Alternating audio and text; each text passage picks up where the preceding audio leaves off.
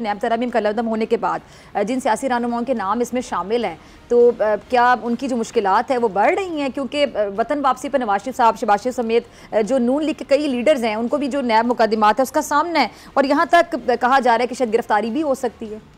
Doctor साहब, आपका बहुत शुक्रिया। अगर इस सारे कॉन्टेक्स्ट को लीगल कॉन्टेक्स्ट के अंदर देखा जाए और जो सुप्रीम कोर्ट की जजमेंट आई है उस कॉन्टेक्स्ट के अंदर देखा जाए तो मई 2022 के अंदर पार्लियामेंट ने कुछ अमेंडमेंट्स पास की। ये 27 के करीब अमेंडमेंट्स थी और उसमें 9 ऐसी मेजर अमेंडमेंट्स थी जिसके अंदर ये था कि आपने उसकी रिट्रोस्पेक्टिविटी भी बात की। उसके बाद ये है कि जो ऑफेंस की डेफिनेशन है उसको भी चेंज किया। उसके बाद जुरिस्डिक्शन का कैप था 500 मिलियन का, वो भी आपने लगाया। उसके बाद चेयरमैन नैब से भी मुतालिक थी, उसके बाद प्रोसिक्यूटर जनरल से मुतालिक, ये सारी आई। और उसको बाद के अंदर पीटीआई के चेयरमैन ने चैलेंज कर दिया सुप्रीम कोर्ट ऑफ पाकिस्तान के अंदर। सुप्रीम कोर्ट ने उसके ऊपर 53 हेयरिंग्स की और उसके बाद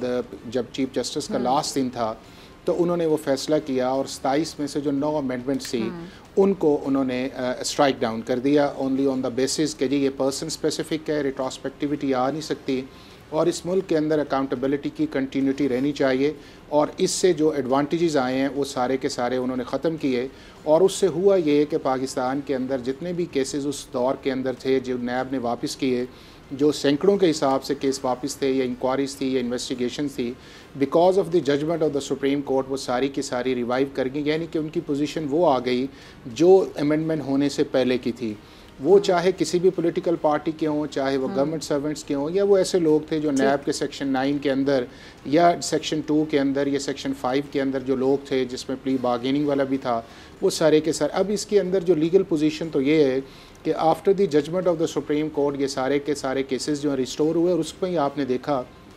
कि नैब ने वो सारे केसेस जो हैं वो अब वापस भिजवाए हैं नैब कोर्ट्स को, जो कंसर्न कोर्ट्स थी, और उन कंसर्न कोर्ट्स ने अपने जो है वो समन्स जो है वो इशू किए हैं। और पाकिस्तान के क्रिमिनल जस्टिस सिस्टम के अंदर और दुनिया के हर क्रिमिनल जस्टिस सिस्टम के अंदर ये है कि अगर आपका कोई फौजदारी केस चल रहा है तो उसके अंदर आपकी पर्सनल प्रेजेंस जो है वो ज़रूरी है, अनटिल ये है कि आप कोई स्पेशल एक्सक्यूज़ न करें कि मैं शहर से बाहर हूँ या मैं बीमार हूँ या मैं पेश नहीं हो सकता, तो वो सिर्फ उस डेट की हद तक उसकी जो इफेक्टिवनेस रहेगी, नहीं तो अदरवाइज़ जो है वो आपकी पर्सन अटेंडेंस जो है वो ज़रूरी है। और आपने देखा है कि मुख्तलिफ जो लोग थे जो जिनको एडवांटेज मिला था या नैब कोर्ट ने जुरिस्डिक्शन की वजह से वो केसेस भिजवाए थे और अब वापस आए हैं तो उन्होंने नोटिस वो जारी किए हैं। लेकिन इसका जो बुनियादी चीज़ आएगी वो ये आएगी कि इसके अंदर जो स्पीड अभी तो सिर्फ प्रोसेस के अंदर जारी है। अगर फेडरल गवर्नमेंट इसके ख़िलाफ़ रिव्यू फाइल करती है और चीफ जस्टिस जो है उसको ख़ुद सुनते हैं, चूँकि पहले जो फ़ैसला आया है वो 2-1 का आया है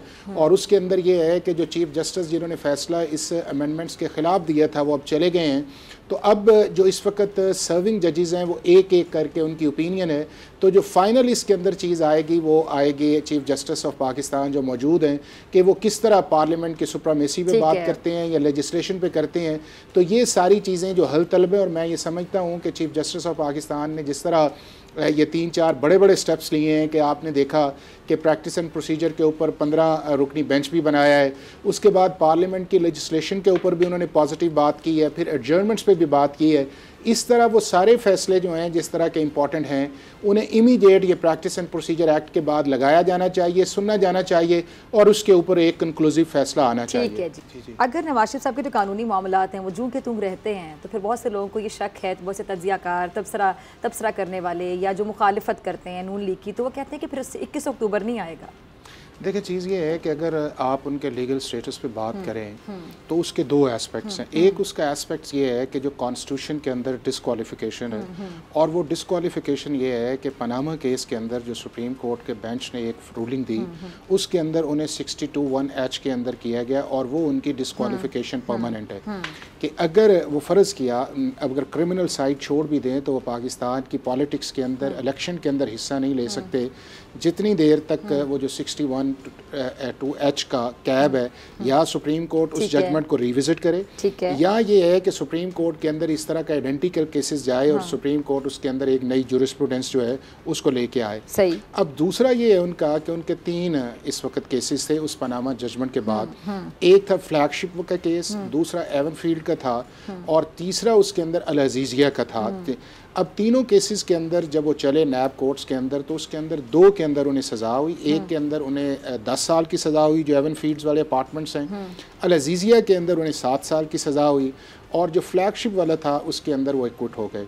अब जो अल अजीज़िया वाला मामला जब हाई कोर्ट के अंदर गया तो वो जो सस्पेंड जजमेंट थी उसको सस्पेंड कर दिया गया, लेकिन जो आपका एवन फील्ड वाला था वो आज तक उस तरह इंटैक्ट है। अब इस दौरान हुआ ये कि मियाँ साहब ने एक एप्लीकेशन फ़ाइल की कि मुझे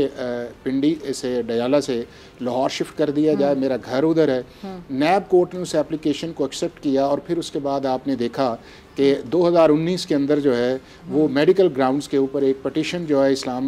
लाहौर हाई कोर्ट के अंदर फ़ाइल की, जो एक एक्स्ट्रा ऑर्डिनरी था कि ना वो पंजाब हुकूमत के मुलज़म थे या मुजरम थे, ना ही वो इस लाहौर हाई कोर्ट के अंदर उनका कोई केस था, बल्कि वो इस्लामाबाद हाई कोर्ट या नैब कोर्ट्स थी। उनको एक एक्स्ट्रा ऑर्डिनरी रिलीफ दिया गया और वो 6 हफ्ते के लिए बाहर गए, और उसके बाद आपने देखा है कि कुछ बाद उनकी रिपोर्ट्स भी आई, उसके बाद नहीं आई। अब प्रोपोजिशन ये है उसके अंदर जो है कि इस वक्त मियाँ साहब जो कानून की नज़र जो हैं वो उनका दर्जा जो है वो एक कन्विक्टेड का है, और अगर वो पाकिस्तान के अंदर आते हैं तो अगर तो वो सज़ा ना हुई होती तो वो प्रोटेक्टिव बेल भी करवा सकते थे, उसके बाद ये है कि वो प्री अरेस्ट भी करवा सकते। अब उन्हें सज़ा हुई है तो सबसे पहले इंपॉर्टेंट ये होगा कि वो अपने आप को कोर्ट के सामने सरेंडर करेंगे, उनको गिरफ्तार किया जाए। देखें ये है कि 2 चीज़ें हैं, एक चीज़ ये है कि उनके जो हैं परमानेंट जो हैं वारंट्स जो हैं वो इशू हुए हैं, और उनको प्रोक्लेमेशन जो है वो इस्लामाबाद हाई कोर्ट ने किया हुआ है। अब ये है कि अगर नैब जो है जो जहाँ पे उनके सज़ा हुई थी वहाँ के ऊपर एक एप्लीकेशन आ जाती है, नैब दे देता है जिस तरह केसेस को रिवाइव हैं, तो उसके अंदर ये है कि अगर वो पाकिस्तान आएंगे तो उनको अरेस्ट भी किया जा सकता है, यानी कि उनको अपनी सरेंडर से पहले भी अरेस्ट किया जा सकता है। दूसरी सूरत ये है कि वो खुद आके उस इस्लामाबाद हाई कोर्ट के आगे सरेंडर करेंगे या नैब कोर्ट के आगे, और उसके बाद ये है कि वो अपने केसेस को फॉलो करेंगे कि या वो सस्पेंशन ऑफ सेंटेंस के लिए जाएंगे, या वो ये कहेंगे कि मेरे केसेस को जो है वो अपील के तौर पे सुना जाए और उस पर फैसला किया जाए। और उस सिचुएशन के अंदर अगर उनके हक में फैसला आता है तो हो सकता है कि नैब सुप्रीम कोर्ट के अंदर जाए, और अगर उनके खिलाफ आता है तो मामला फिर सुप्रीम कोर्ट ऑफ पाकिस्तान के अंदर जाएगा। तो ये जो सारा प्रोसेस है, ये जिस तरह आपको पता है कि पाकिस्तान का जस्टिस सिस्टम है उसके अंदर डिले भी हो सकती है, चीज़ें लंबी भी जा सकती हैं, लेकिन ये कहना कि जी आके वो फौरी तौर पे पाकिस्तान की इलेक्शन पॉलिटिक्स के अंदर हिस्सा लेंगे, तो बज़ाहिर जो है वो जो कानूनी तौर पे उनके आगे बहुत सारी लीगल हर्डल्स हैं, और दूसरा ये है कि कन्विक्शन भी मौजूद हो और डिस्क्वालिफिकेशन अंडर द कॉन्स्टिट्यूशन भी हो, तो दोनों सूरतें जो हैं वो मेरा नहीं ख्याल कि इस इलेक्शन से पहले ये मामला जो है वो रिजॉल्व होगा। अगर आपको ये वीडियो पसंद आई तो सब्सक्राइब करें और बेल आइकन पर क्लिक करें। सब्सक्राइब करें और बेल दबाएं ताकि कोई खबर रह न जाए।